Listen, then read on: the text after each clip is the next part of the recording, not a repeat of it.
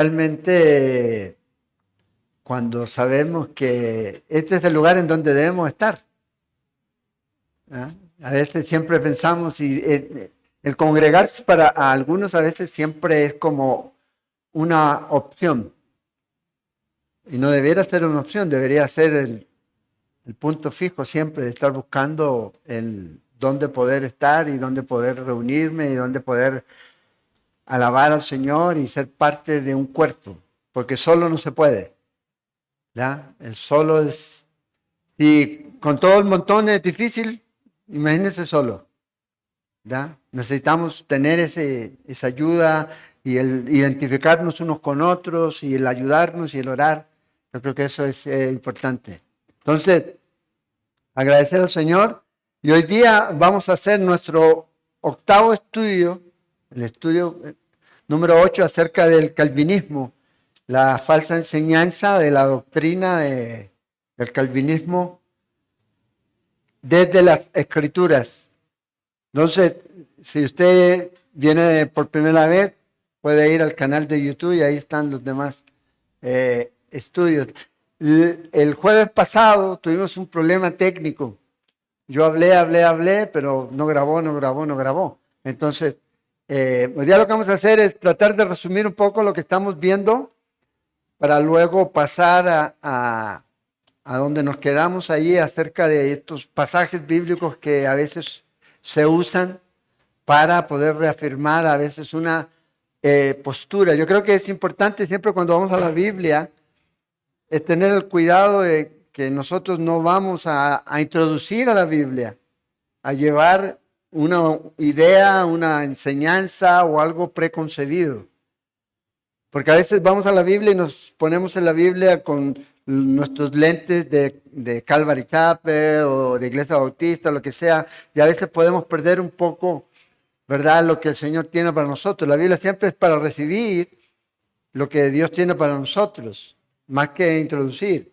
El problema es cuando nosotros tratamos de que lo que yo estoy leyendo se acomode a lo que yo creo, a mi pensamiento, trato de acomodarlo. Y a veces me salto, obviamente, aquellas cosas que son importantes, que es la forma en cómo yo debo estudiar la palabra de Dios. Entonces, hoy día vamos a seguir hablando un poco acerca del tercer punto del famoso tulipán de estos hermanos. Fíjense que los primeros 400 años de la iglesia, esta doctrina o esta forma de ver la doctrina de la salvación no era conocida. Se introduce a la iglesia por ahí por el año 400, ya por medio de este hombre, de este que lo llaman ahí, uno de los padres de la iglesia, es San Agustín. Pero antes de eso, todo esto de lo que hemos visto hasta ahora y la forma de interpretar ciertos pasajes, ya sean deterministas y ese tipo de cosas, no era algo que la iglesia traía, no era lo que la iglesia enseñaba, ¿ya? Sino que eso vino a introducirse después y eso fue recogido después, ya un par de siglos después, por el famoso Juan Calvino, antes Martín Lutero y otros reformadores que lamentablemente tomaron mucho de esto y usted puede ver la historia de la iglesia y se va a dar cuenta de que hay ciertos pasajes, comentarios de la Biblia que ellos no los comentan. La razón es ¿por qué? Porque esos pasajes contradicen lo que ellos enseñan o traen confusión. Entonces lo que hace mejor nos saltamos. Por ejemplo, hoy día vamos a estar viendo en el libro de Romanos, en el capítulo 9, de acerca de Faraón, que Dios endureció el corazón de Faraón. Véalo, ahí está, dice. El problema es cuando llegan a ese punto se han olvidado que antes de eso hay 5 capítulos. Y antes de ese punto en donde ellos se afirman, dice ahí que Dios conocía el corazón, que Faraón iba a mantener su corazón duro. Entonces, ¿qué hacen? Entonces, cuando ellos llegan a estos versículos, si usted ve a John Piper al que ya partió con el Señor, a MacArthur y a otros, que esos versículos, como por ejemplo capítulo 3 de Éxodo, verso 19, se los saltan. No lo comentan. ¿Por qué? Porque obviamente va en contra del capítulo 4, versículo 21. Pero el problema es el contexto. El contexto. Entonces, hoy día vamos a mirar aquí, en nuestro punto número 3. El primer punto que nosotros ya miramos aquí es la depravación total y en la forma en que ellos lo enseñan es que el hombre no tiene la habilidad de aceptar, de recibir, que tiene que nacer de nuevo antes de poder tener fe y luego ser salvo. O sea, eso es contrario a lo que la Biblia enseña. El principio de la Escritura, ¿cuál es? Cree y vive. El que cree tiene vida eterna. No tengo vida eterna antes de creer.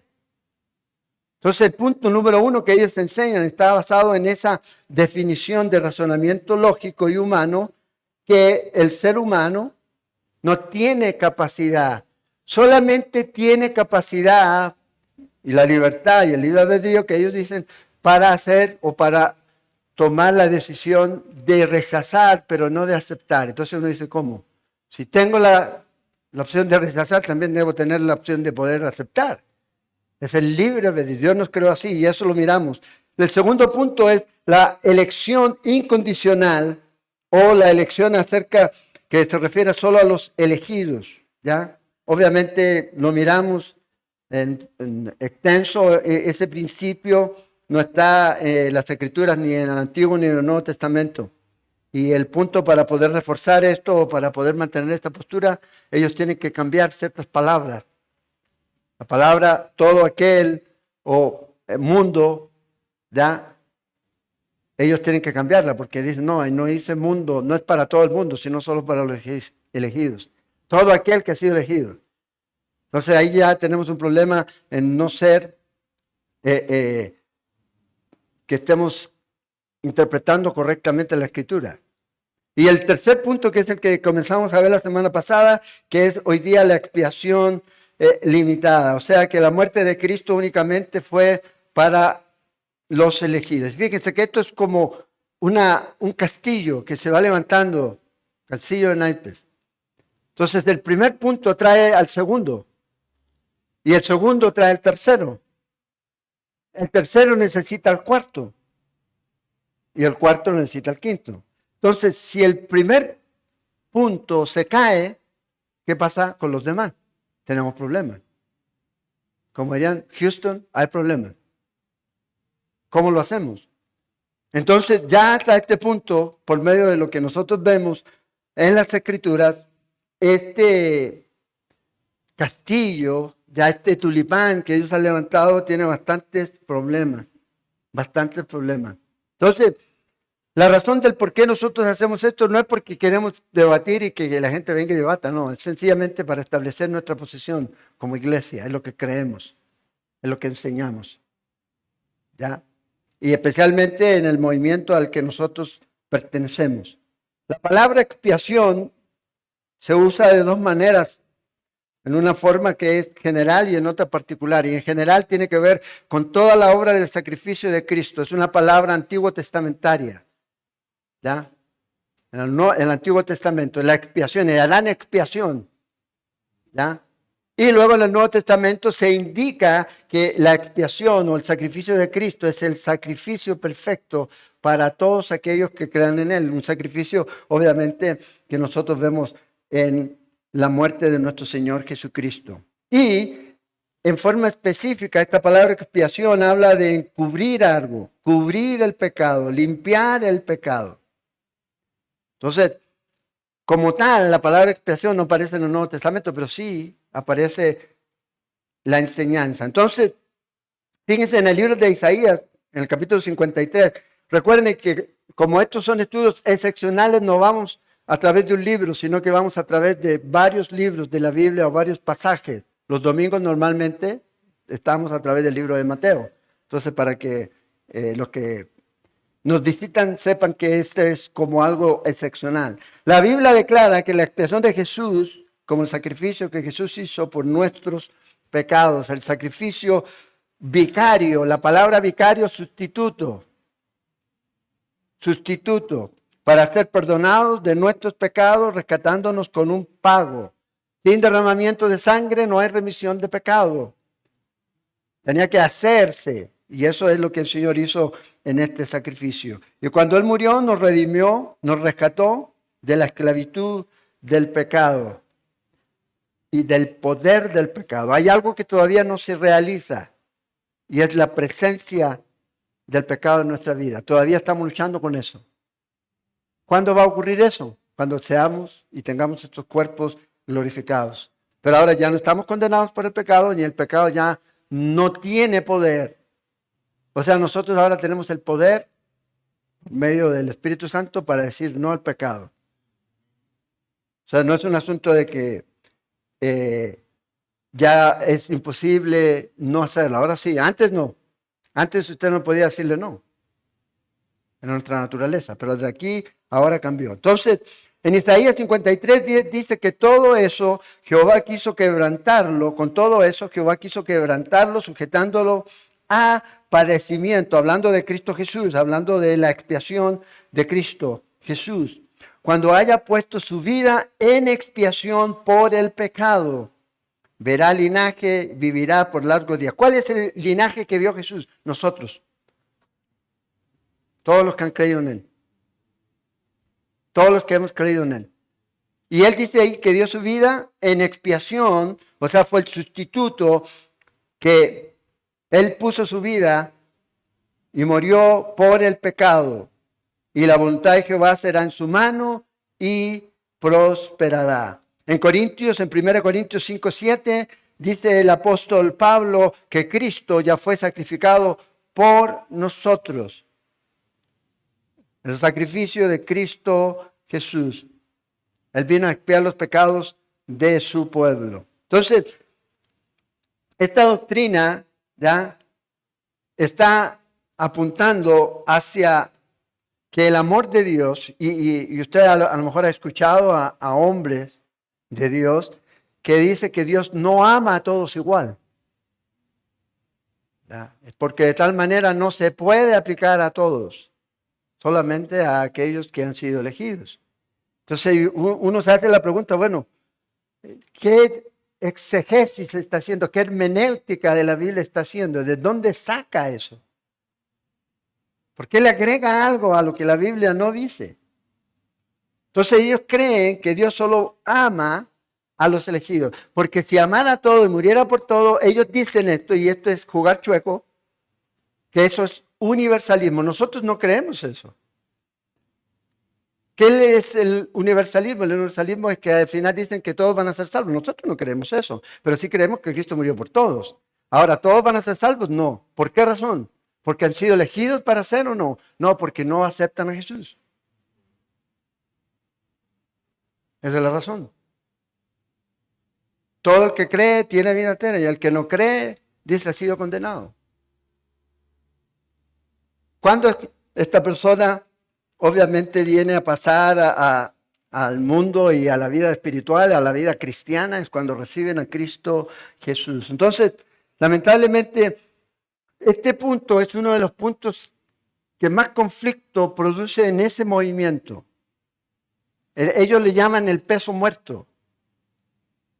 ¿Ya? Ellos le llaman a este punto aquí, ya, de la elección incondicional.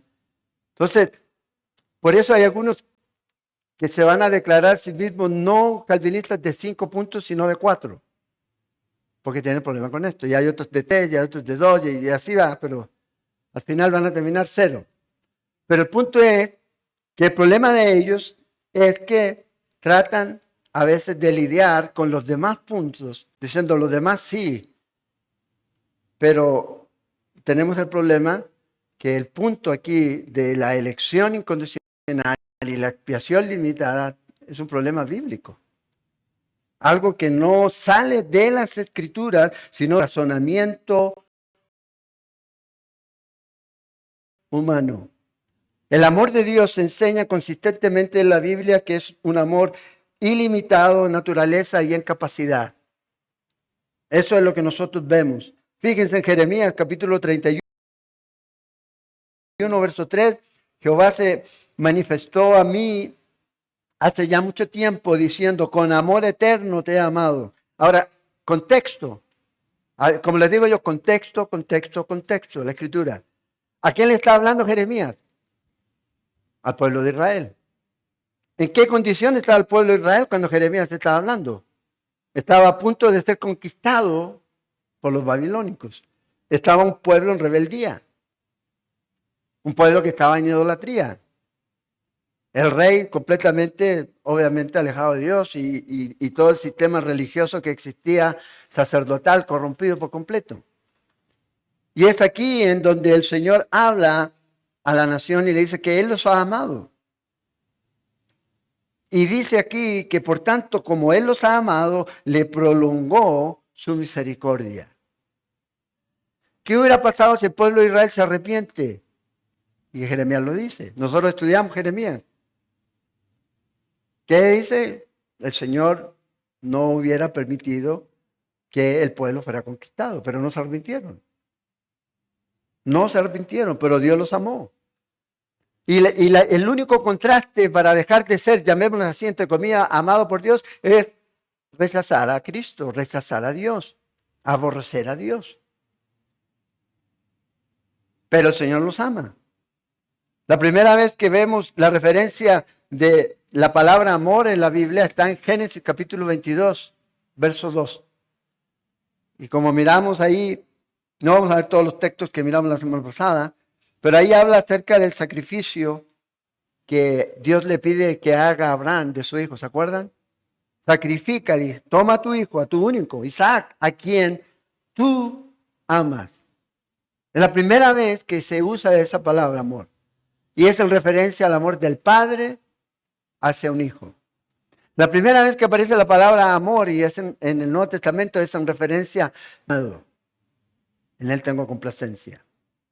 Entonces vemos que el amor de Dios se manifiesta a través del Antiguo y el Nuevo Testamento y se manifiesta también al mundo en Juan 3:16.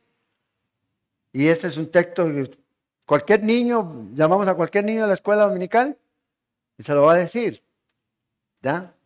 Porque de tal manera amó Dios al mundo. Entonces, lamentablemente la palabra mundo es mundo. En todas las veces, ¿se acuerdan cuando miramos el primer punto?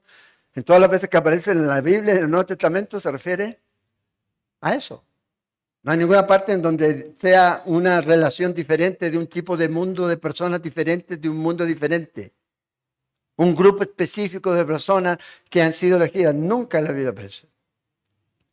Pero aquí, lamentablemente, a veces estas personas tratan de acomodarlo. El atributo moral del amor trae juicio a la persona o a naciones como resultado de pecar en contra del amor de Dios. Esto es lo único que limita el amor de Dios. Y trae por consecuencia juicio. Y usted lo ve en el Antiguo Testamento. Génesis, capítulo 6, del diluvio, del 6 al 8. Sodoma y Gomorra. Usted lo puede ver ahí. Y como también el Señor dice claramente a Abraham, cuando la maldad de los amorreos, en Génesis 15:16, cuando la maldad de los amorreos llega a su límite, yo traeré juicio sobre ellos. Si no se arrepiente. O sea, Dios le dio 400 años pasaron. ¿Cuándo Dios trajo juicio a esas naciones? Cuando trajo al pueblo de Israel a la tierra. ¿Cuántos años pasaron desde que Dios le dio estas palabras a Abraham? 400 años, más o menos. Cuando Él trajo juicio a esta gente. ¿Y por qué? Porque obviamente la maldad de ellos era grande. El amor de Dios y la santidad están unidos. ¿Y cómo lo vemos esto? En el sacrificio que Jesús hizo en la cruz. En Romanos dice que Dios muestra su amor para con nosotros en que siendo pecadores Cristo murió por nosotros. En 1 Timoteo 2:4 dice esto. El cual quiere que todos los hombres sean salvos. Ese es el deseo de Dios. Ahora van a ser todos salvos, sabemos que no. Pero ahí está lo que el Señor dice. En lo que el Señor hizo en su sacrificio, nadie queda excluido. Se excluye a sí mismo cuando rechaza. Ahí es cuando está allá. Pero el sacrificio es suficiente para todos aquellos que creen en Él. Lo mismo dice el apóstol Pablo. Y el apóstol Pedro en 2 de Pedro, capítulo 3, verso 9. Entonces, todo eso estuvimos mirando y hablando la semana pasada y miramos los pasajes de las Escrituras ya acerca de cómo esta expiación limitada no tiene fundamento en las Escrituras. Y miramos un montón de pasajes en Isaías 53:6, ya, donde dice: más Jehová cargó el pecado de todos nosotros. En el mismo Juan, capítulo 3, en el verso 15, miramos ahí que todo aquel que en él cree no se pierda, mas tenga vida eterna. ¿Cuál es el contexto ahí? El Señor está hablando de lo que pasó en Números, capítulo 21.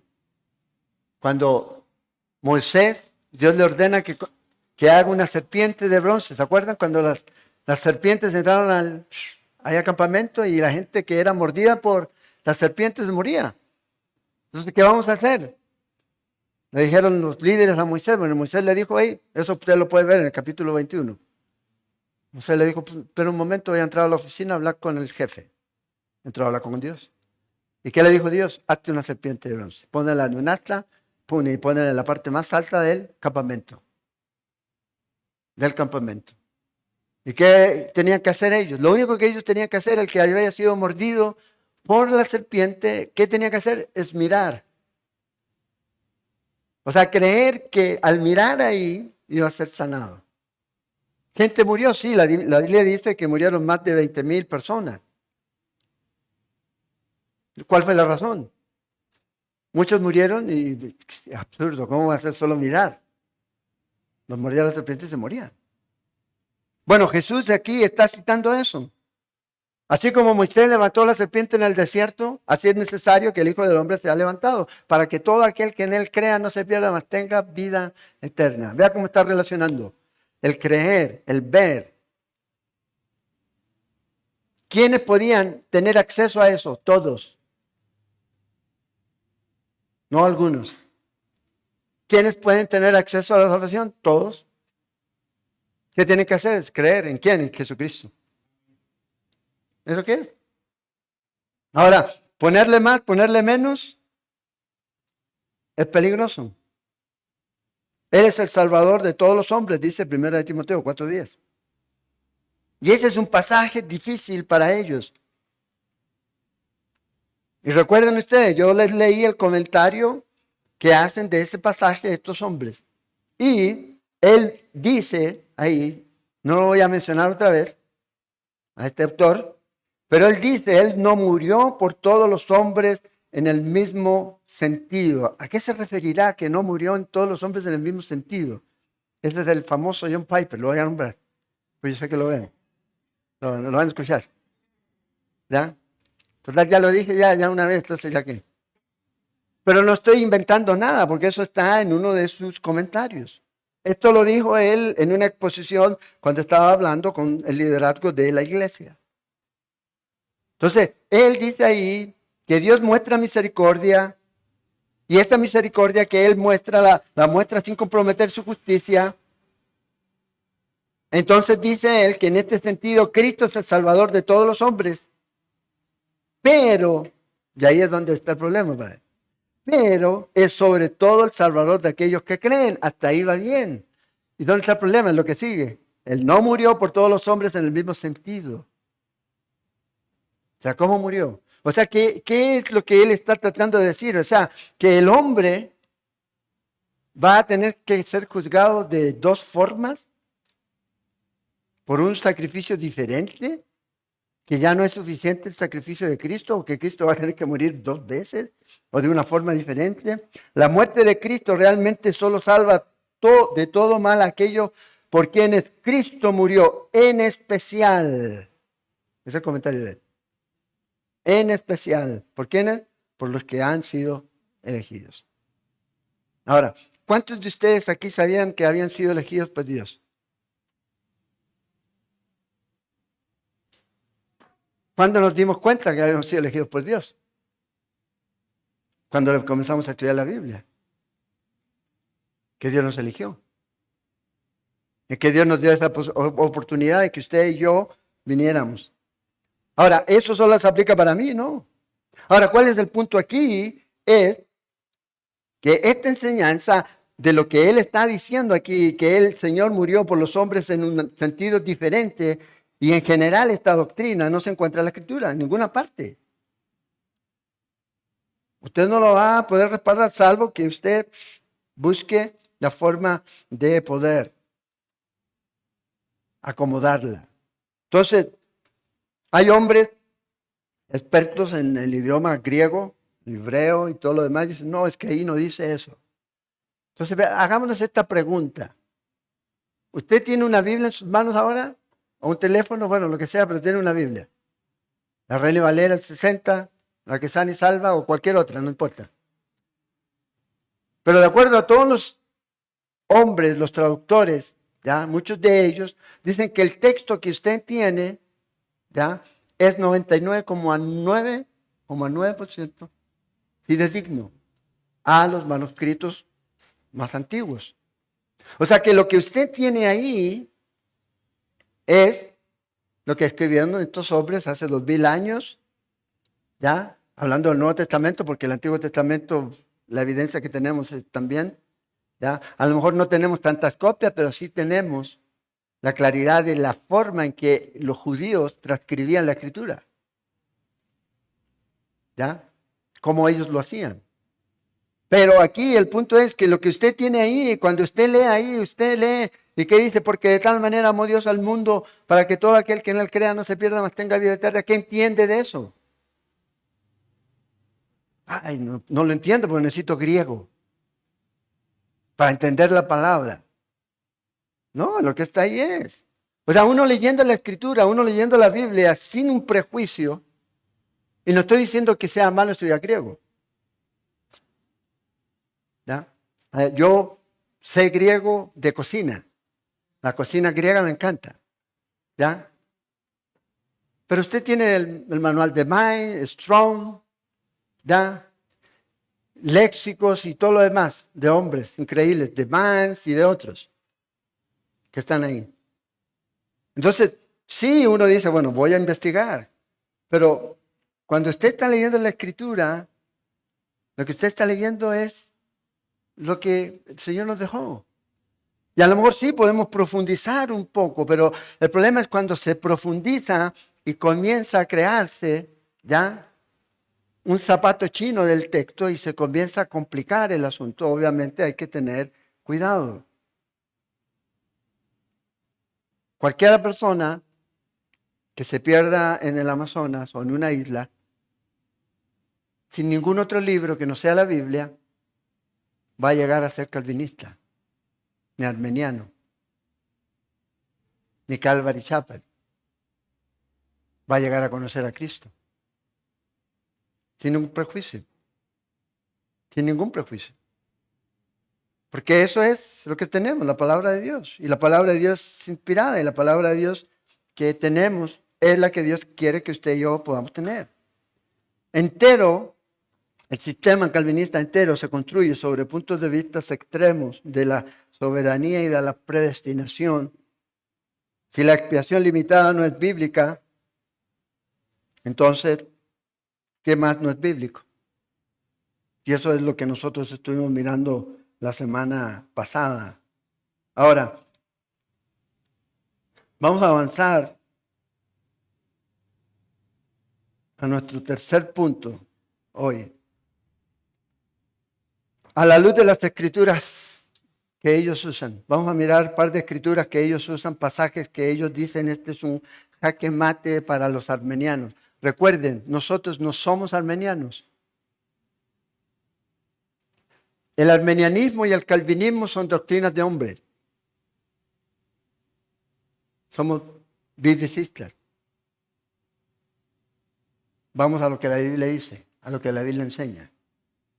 Ahora, armeniano era más ortodoxo que Calvino. Si uno revisa la historia y ve, no estoy defendiendo, porque él no necesita ser defendido. De hecho, armeniano, Jacobo Armenio, antes de llegar a la conclusión de que llegó, él era calvinista. Porque todo lo que era Europa era movido por la reforma. Por la reforma. Y cualquiera que se levantara en contra de esta postura, inmediatamente se le llamaba o se le consideraba un hereje. Bueno, lamentablemente Calvino, cuando se estableció en Ginebra y quiso establecer siguiendo las enseñanzas de Agustín como un reino ahí en su ciudad, ¿ya? Comenzó a perseguir a cualquiera que pensara diferente. Y colgaron a más de alguno por esto. Pero el punto aquí es ver qué es lo que la Escritura enseña. Fíjense, hay varios pasajes, no los vamos a ver todos, ¿ya? Porque aquí yo tengo 420 hojas, no creo que alcancemos. Pero vamos a ir al libro de Romanos capítulo 9. En el libro de Romanos, el capítulo 9, hay 3 ejemplos que estas personas usan. Dicen ellos que este es el texto clave para afirmar lo que ellos creen. ¿Qué es lo que creen? La predestinación, la doble predestinación. ¿Cuál es la doble predestinación? Que a unos han sido escogidos para ir al cielo y a otros han sido escogidos para ir al infierno. Entonces, cuando uno lee Romanos, ¿se acuerdan que yo les dije la semana pasada que leyeran el capítulo? ¿Ya? Para que ustedes mismos fueran mirando ahí, especialmente el enfoque aquí, y por eso es importante cuando uno estudia la Escritura de principio a fin. Romanos no comienza en el capítulo 9. Romanos comienza en el capítulo 1. ¿Y cuál es el enfoque de Pablo? El Evangelio de Cristo Jesús. ¿Y qué Pablo está enseñando ahí? Que todos los hombres son culpables. Que no hay ninguno justo. Pero que Él vino para salvarnos, para morir por nosotros. Y en el capítulo 7 Pablo muestra esa lucha, ese contraste entre la carne y tratar de vivir esa vida espiritual, ¿verdad? En el espíritu o vivir en la carne. Palabra carne, carne, carne, en el capítulo 7. Entra el capítulo 8 y la palabra es espíritu, espíritu, espíritu. Ninguna condenación hay a los que están en Cristo Jesús. Ninguna. Y luego ahí termina el apóstol Pablo en ese capítulo 8 y habla y dice, ¿quién nos separará del amor de Dios? Y luego, ¡pum!, entramos a este capítulo. ¡Ay! ¡Qué dolor tengo por mi pueblo!, dice, por mis hermanos. Hermanos de etnia, los israelitas.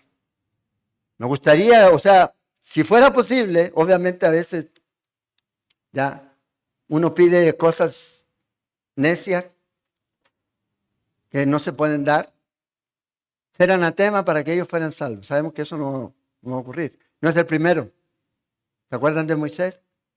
También algo parecido, palabras diferentes. Bórrame a mí del libro. Psst, dale, no es tuyo, no es resorte tuyo. Yo tengo misericordia del que yo tengo misericordia. ¡Wow! Entonces ahí está. No, ahí lo que el Señor está diciendo, hey, la gracia yo la doy a quien quiero. El que quiera, ahí está. Para todos. Y aquí en el capítulo 9 de Romanos, esta sección ya comienza a hablar acerca de Israel. 3 capítulos. Capítulo 9, 10 y 11. Y en cada uno de estos capítulos aborda un tema en particular. Aquí en el capítulo 9 vemos cómo Israel va a encajar primero que todo en lo general en el plan de Dios a través del Evangelio. Y en el capítulo 9 aborda la elección pasada de Israel, o sea, cómo Dios escogió a Israel. ¿Quién era Israel? ¿Por qué Dios escogió a Israel?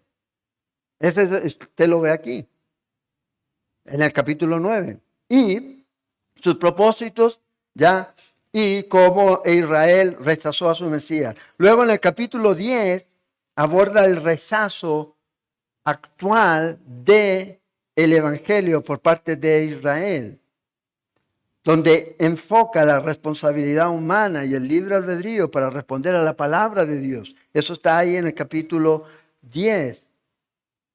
Y ese capítulo 10 más bien debería comenzar en el versículo 30 del capítulo 9. ¿Ya? Porque ahí introduce eso aquí, y es una mejor división. Y luego el capítulo 11 aborda, nosotros no vamos a ver todo esto, ¿ya? Aborda la futura restauración de Israel. El Ministerio de Hombres estuvimos estudiando el libro de Romanos. ¿Cuántos años estuvimos? ¿Ya? Yo tenía 14 cuando empezamos. Fuimos a través del libro de Romanos, sacando todo lo que había ahí. ¿Ya? Cuando ahora vamos en Mateo, algún día vamos a llegar a Romanos. Si el Señor no ha venido antes, y ahí vamos a profundizar en esto. Pero el capítulo 11 aborda la futura restauración de Israel. A Israel le ha producido o le ha acontecido endurecimiento de corazón hasta que llegue la plenitud de los gentiles, dice Pablo en Romanos 11, 25. Por eso les digo a ustedes, no se crean, no se sientan orgullosos. No se jacten de eso. ¿Por qué? Porque va a llegar un tiempo en donde el Señor va a tratar con Israel. Entonces vean los pasajes, vamos a leer los pasajes nada más y luego vamos a ver si profundizamos un poco más en un orden. Pero estos son los pasajes preferidos de ellos, si los quiere apuntar. Dice Romanos 9, versículo 11 al 13. Dice, pues no habían aún nacido, ni habían hecho aún ni bien ni mal, para que el propósito de Dios, conforme a la elección, permaneciese, no por las obras, sino por el que llama. Se le dijo, el mayor servirá al menor. Como está escrito, a Jacob amé, mas a Esaú aborrecí. Ahí está, pastor, está clarísimo. Vamos a ver si es realmente lo que dice eso. ¿Por qué? Porque Pablo está citando el Antiguo Testamento. Hay que ver qué es lo que nos enseña el Antiguo Testamento. Sobre todo en la porción del capítulo 25 del libro de Génesis. Ahora, luego en el verso 17 del mismo capítulo, porque la Escritura dice, y aquí hablando de Faraón, el segundo ejemplo, para esto mismo te he levantado, para mostrar en ti mi poder y para que mi nombre sea anunciado por toda la tierra, de manera que de quien quiere tiene misericordia y al que quiere endurece. Y vamos a ver ahí cómo el Señor trata con el faraón, si es que hoy día nos da el tiempo. Entonces, estas declaraciones, estos versículos que leemos aquí, cuando los leemos, ¿ya? Inmediatamente la conclusión es que Dios ha seleccionado, y cuando usted lo lee, dice, Dios ha seleccionado a ciertos individuos. Pregunta, ¿en la primera porción está hablando realmente de individuos o está hablando lo que estos individuos representan como nación? Dos naciones. Jacob representa una nación. ¿Cuál es la nación que representa a Jacob? ¿Y el hermano? A Edom. Y vamos a ver eso. ¿Y cómo sabemos eso? Hay que leer la Escritura, se interpreta Escritura con Escritura. Malaquías nos va a dar luz acerca de eso. Entonces, hay ciertos que creen que Dios ha escogido a algunos para salvación y a otros para condenación o reprobación, sin referencia alguna a estas personas, a sus actitudes, a sus dichos, etc. A esto es lo que se conoce como la elección incondicional. Ahora, hay algo que quiero dejar claro primero. Primero, Dios es el creador. Eso lo tenemos claro. Para que nadie ponga en duda, Dios, no, Dios es el creador. Ni el universo, ni los seres humanos existirían sin Él. Eso es una verdad que nosotros vemos en la Escritura. Porque siempre, es que ustedes no creen en la soberanía de Dios. Sí, yo creo en la soberanía de Dios, de acuerdo a lo que vemos en la Biblia. Y la Biblia es clara.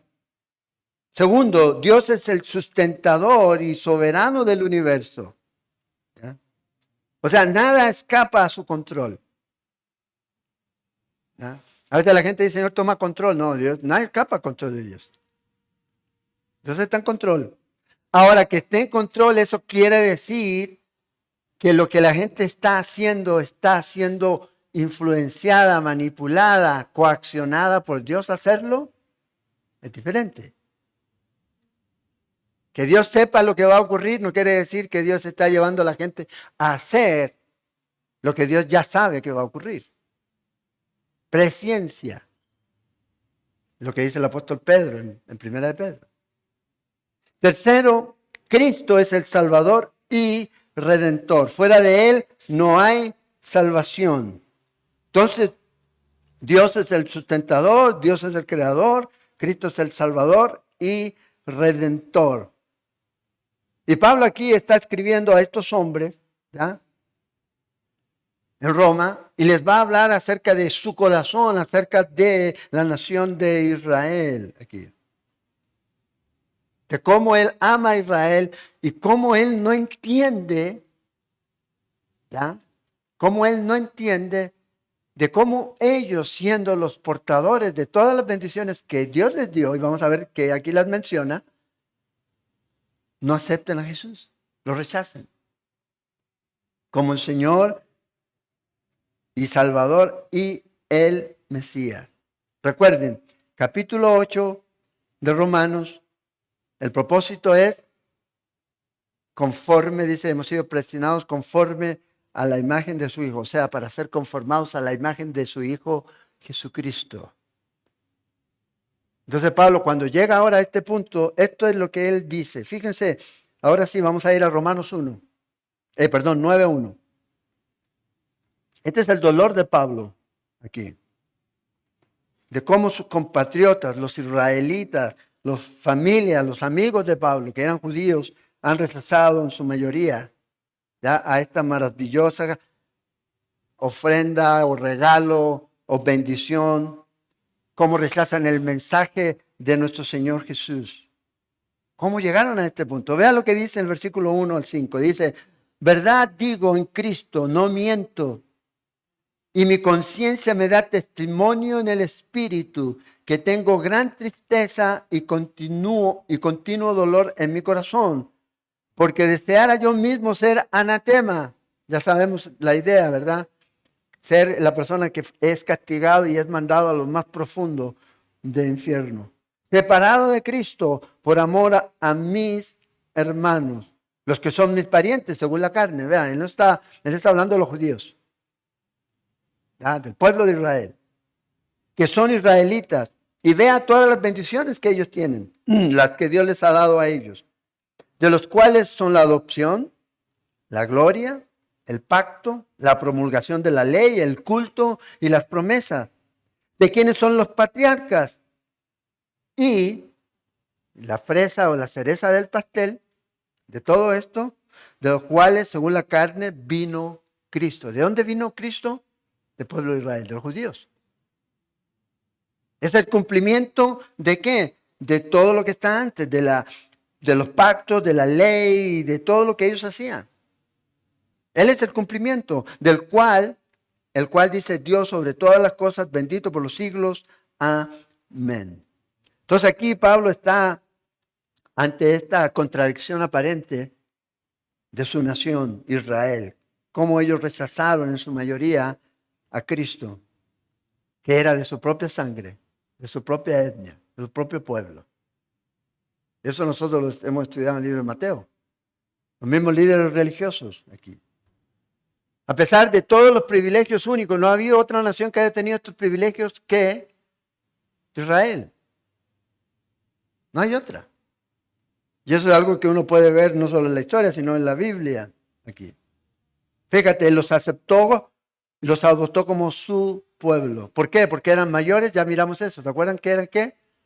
No porque eran superiores, no porque eran más grandes. Sencillamente, en su gracia, el Señor los tomó a través de un hombre llamado Abraham y de ahí comenzó todo lo demás, como hijos suyos. Iban a tener todas las bendiciones y el Mesías iba a venir de ellos. Y entonces Pablo dice, ¿cómo es posible? Y no creen en el Mesías. Dios preparó todo para que viniera el Mesías y ellos no lo creyeron. No lo creyeron. Y aquí es donde salta una pregunta, obviamente. En Romanos 8, Pablo dice, ¿quién nos separará del amor de Dios? ¿Quién nos puede separar del amor de Dios? Muerte, tribulación y todo, y menciona ahí. Y aquí pareciera quedar la sensación de que algo ha separado a Israel de Dios. Pero vamos a ver que aquí el problema no es Dios. El problema es su incredulidad. No creyeron. Rechazaron. Lamentablemente, es lo que ellos hicieron aquí.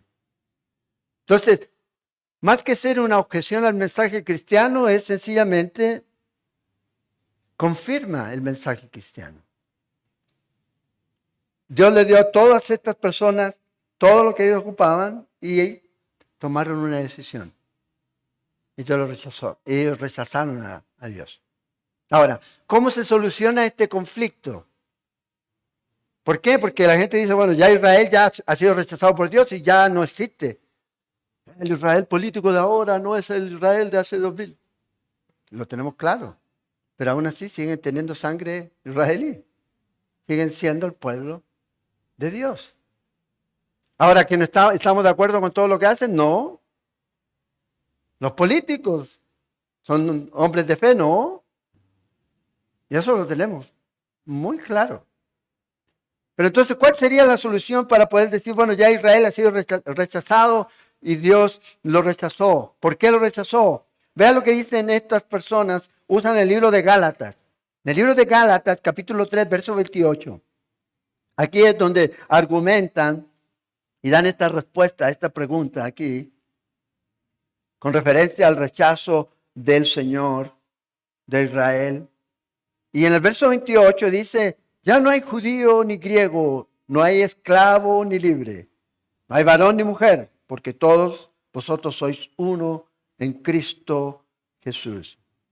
Entonces, ya argumentan, sin duda, dicen ellos que esto debe entenderse, ¿ya?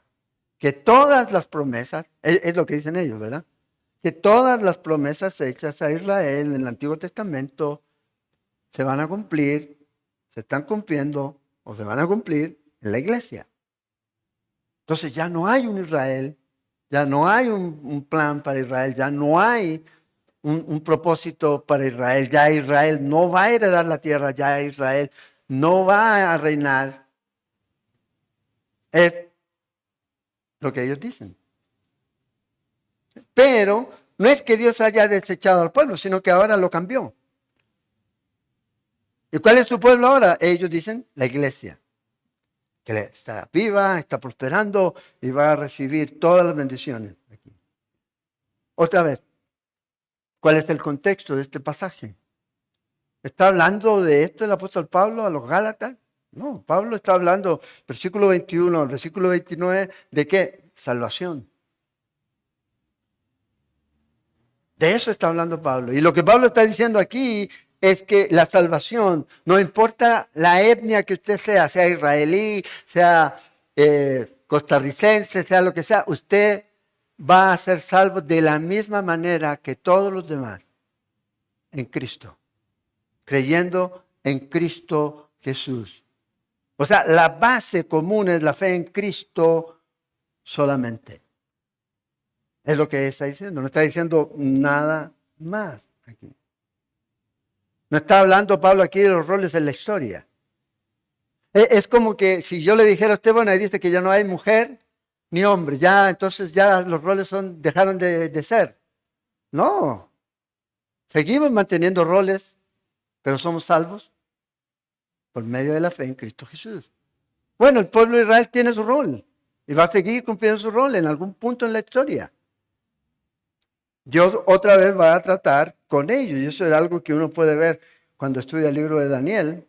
Se encuentra claramente desarrollado de que todavía hay algo para ellos en el plan. Entonces aquí Pablo está completamente, volviendo aquí a Romanos, completamente compungido, adolorido, triste, porque el pueblo de Israel, su pueblo. Ahora, hagamos una retrospectiva. Antes de Pablo escribir esto, antes de Pablo creer, ¿qué es lo que hacía Pablo? ¿Se acuerdan? Perseguía a los creyentes. Pablo era judío, claro. Lea Filipenses, capítulo 3. Hebreo de hebreos, judío de la tribu de Benjamín, bla, bla, bla, bla, bla, bla. ¿Cuánto habla de? Todo. Todo. Pero él llegó a recibir a Jesús. ¿Quién eres, Señor? Cuando iba a Damasco, cambió su vida. Conoció al Mesías. Lo enseñó y lo aprendió a defender a través del Antiguo Testamento. ¿Cómo podía demostrar él que Jesús era el Mesías? Por el Antiguo Testamento, Isaías, Jeremías, Malaquías, Zacarías. Cuando entraba a las sinagogas y hablaba de eso, ¿de qué hablaba? De Jesús como Mesías.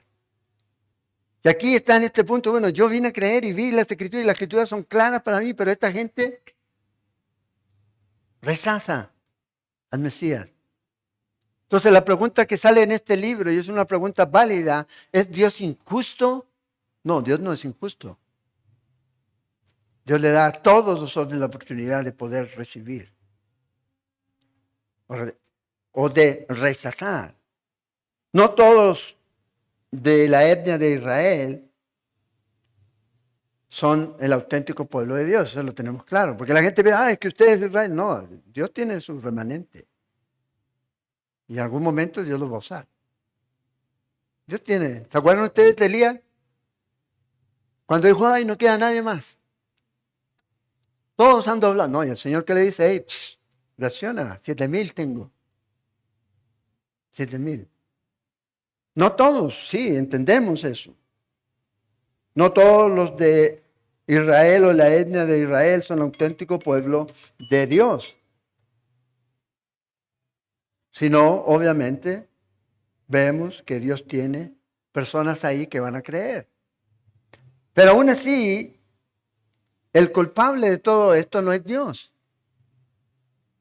Porque este es el segundo argumento que usa Pablo en el capítulo 10. ¿Y cuál es el culpable? Incredulidad. Dios les proporcionó toda la provisión necesaria.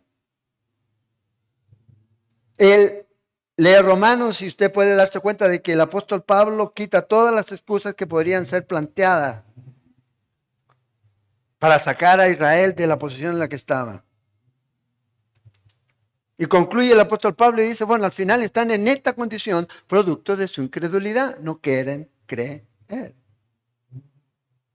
Y el tercer argumento que él usa aquí en esta porción es que obviamente hay algunos israelitas, así como Pablo, que creen en Jesús, que han creído en Jesús, están creyendo en Jesús.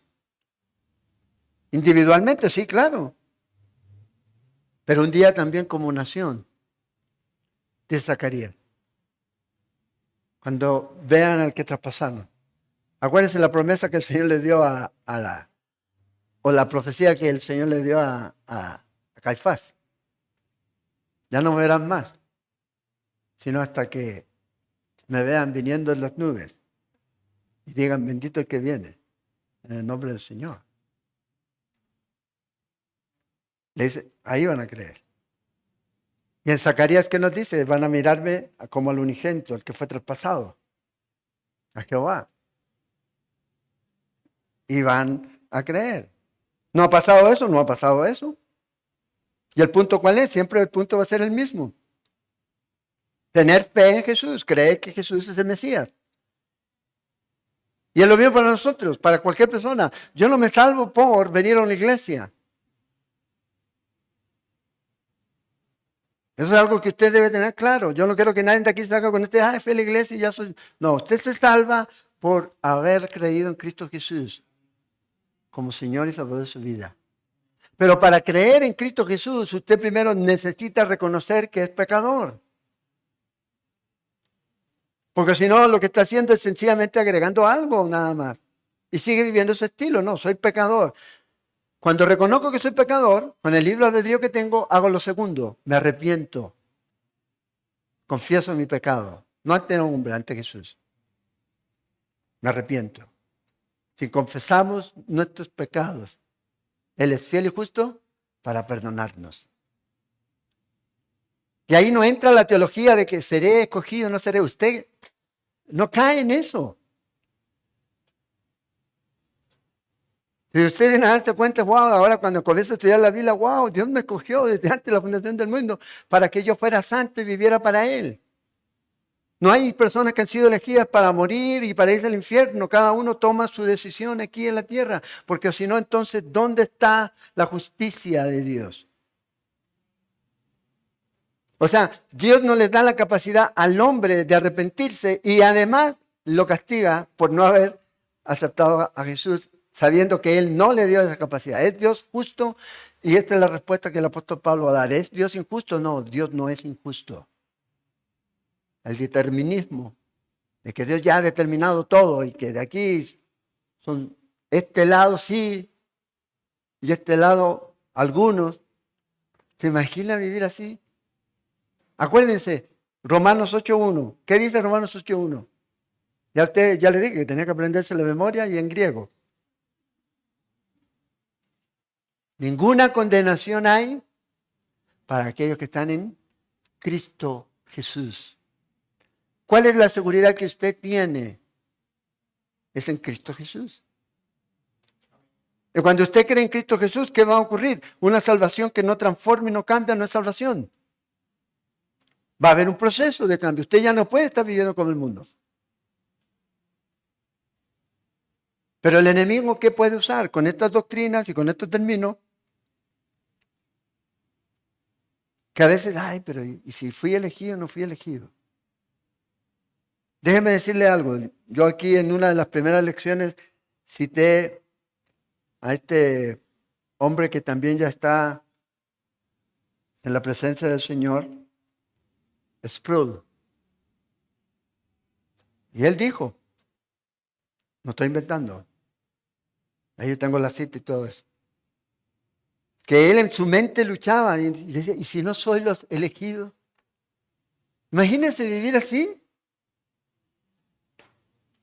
Y llegar arriba y él lo dice, y llegar a la presencia de Dios y decir, ¿sabes qué? No fuiste digno de tu llamado.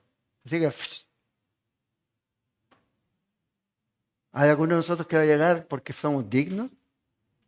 Sí, no. Es por la gracia de Dios, por lo que Él hizo. Entonces imagínate vivir esa vida y Él escribe libros y yo tengo libros de Él. No sé dónde, pero sí los tengo ahora. ¿No? Después que vi la luz me di cuenta. No, mentira, mentira. Tiene muy buenos libros acerca de la fe en cuanto a Cristo y a la Biblia, etc. Pero llegar a ese punto, ¿verdad? Un hombre que guía, un hombre que es un referente para muchas personas, y hacer esta canción, a veces uno puede decir, a lo mejor está queriendo mostrar humildad, pero no, lo que está mostrando es confusión. Nuestro espíritu recibe testimonio del Espíritu Santo de que somos sus hijos, dice Romanos. Estamos confiados, no por quién somos, sino por quién es Él. Entonces, Cristo murió por todos, no alcanzamos a ver nada, ni siquiera alcanzamos a entrarle a la jugada, pero vamos a seguir. Espero que sí esto se haya grabado, ¿verdad? Porque si no van a haber despidos aquí. No, mentira. Pero aquí a Pablo le preocupa algo, y es su gente, los contemporáneos, aquellos que como él, que a pesar de todos sus privilegios que se les habían otorgado, habían rechazado la salvación a través de Cristo. Eso es lo que le preocupaba. Fíjate, Pablo dice aquí que lo llama a sus hermanos. Nota el tiempo presente. Son sus hermanos, pero no son regenerados. ¿Por qué? Porque no han creído en Cristo Jesús. Ese rol por el cual Dios, y aquí quiero que tengamos esto claro, escogió a Israel y usó a Israel. Dios ha elegido a Israel para un rol especial en la historia. Pero ese rol no es sinónimo de salvación. No es sinónimo de salvación. Y el hecho de que Dios eligiera a Israel como su pueblo no significa que todos los demás estaban designados a la condenación. No. Porque si no, no estaríamos aquí. No estaríamos aquí. Entonces, el dolor de Pablo debe ser también nuestro dolor. ¿Por quiénes? No te digo, por el pueblo de Israel. Sí, por el pueblo de Israel. Pero, ¿cuánta gente camina aquí? ¿Cuánta gente no conoce a Dios? Debería ser nuestro dolor. Y orar y no pedir así como Pablo, Señor, salva a mi familia, si no, mátame. Ya, pues muérete. No va a decir eso, Señor. Pero llevémoslos a Cristo. Entreguemos el mensaje de Cristo. No una doctrina, sino a la persona de Cristo Jesús. Y esta es la vida eterna. Que conozcan a Dios y que conozcan a su Hijo, al que tú enviaste. Ese resultado o ese mensaje va a tener un mejor resultado. ¿Cuándo? Cuando su vida es consecuente con ese mensaje. Solo palabras y mi vida como cualquier persona. Si voy a ser el cristiano como es él, me quedo así. Lamentablemente escuchamos eso, ¿verdad? No de ustedes de aquí no hay nadie de estos de aquí, pero en otras iglesias puede haber gente que dice, ay, pero si él es cristiano y mira cómo trata a la doña, o mira cómo trata esto, o mira cómo habla, o mira, consecuente. Entonces, Pablo expresa este dolor por Israel y esto sería de un hipócrita a un nivel máximo. El sentir esto, el exponer esto, si él supiera o él creyera que Dios no los ha escogido a ellos. ¿Se imagina? Ay, siento dolor, pero en realidad, ¿sabes qué? Dios no te escogió. Porque sabe que Dios murió por todos. Y ahí está la invitación. Jesús dice, el que tenga sed, venga a mí y beba. Así termina. ¿Cómo termina la Biblia? Esa invitación. Todo aquel que tenga sed. Todo el que cree en Él. Si usted necesita a Cristo, Cristo dice, aquí estoy. Aquí estoy. Morí por ti. Consumado fue. Y podemos estar en paz con Dios, pero también tener la paz de Dios en nuestra vida, sabiendo de que Él ya lo hizo todo. Entonces, la próxima semana no vamos a seguir. Tenemos nuestra conferencia. La siguiente tampoco. Sí, la siguiente tampoco. Es de alabanza. Entonces, ve, ya ahí lo dejamos. Seguimos cuando retomamos. Pero aquí vamos a retomar en este tercer punto. Vamos a seguir viendo este pasaje. No crean que, el pastor no dijo nada. Sí, lo vamos a ver, verso a verso, esta porción. ¿Ya? Y ver la interpretación de acuerdo al contexto y a la escritura. Ir a lo que la Biblia dice. No solo en un solo versículo, sino en toda la Biblia. Ahí podemos tener un criterio para decir, wow, esto es. Oremos. Gracias, Señor. Te damos esta noche por este tiempo. Gracias porque nos salvaste, Señor, porque moriste por nosotros. Porque diste tu vida, Señor. Viniste a este mundo, Señor, a morir. Por cada uno de nosotros, Señor. Te damos gracias. Y sabemos que también, Señor, hay muchos que aún no te conocen. Ayúdanos, Señor, a hacer este puente, a hacer aquellos que llevamos ese mensaje. Como dices tú ahí en Romanos, Señor, ¿cómo creerán si no hay quien les predique? ¿Cómo oirán si no hay nadie que les lleve el mensaje? Ayúdanos a que podamos tener ese corazón para llevar ese mensaje de esperanza, esa esperanza que está en ti, Señor, en lo que tú hiciste por nosotros, Señor, y lo que estás haciendo en nosotros, y lo que quieres también hacer a través de nosotros, Señor. Oramos. Te pido, Señor, que nos llenes con tu Espíritu Santo para hacer esa obra, Señor. No la podemos hacer en nuestras fuerzas, no la podemos hacer solamente con el intelecto, sino debemos hacerlo, Señor, en el poder y con la palabra. Esta palabra que es viva y eficaz. Esta palabra que limpia, transforma, cambia, que es un espejo y que muestra, Señor, realmente quién eres tú y lo que tú has hecho, Señor, y lo que tú requieres de nosotros. Ayúdanos como iglesia, como cristianos, a aprovechar y cada oportunidad, Señor, de poder proclamar este mensaje, esa esperanza, porque esto es lo que el mundo necesita. No a nosotros, no a ti.